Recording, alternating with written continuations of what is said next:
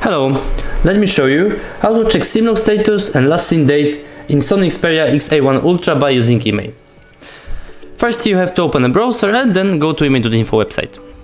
And when you are here, just enter your IMEI number to the empty bracket, go for a captcha protection and click on check. Just wait a moment. Now you can see whole specification about your device. Then if you want to check Simlock status and last seen date, you should choose firmware Simlock country.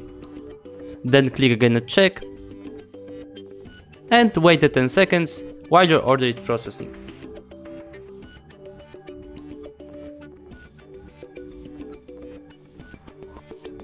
There you go, you can come up with plenty of very useful information.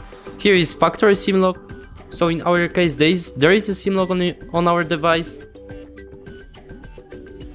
And here is last seen date. Thank you for watching, please subscribe our channel and leave the thumbs up.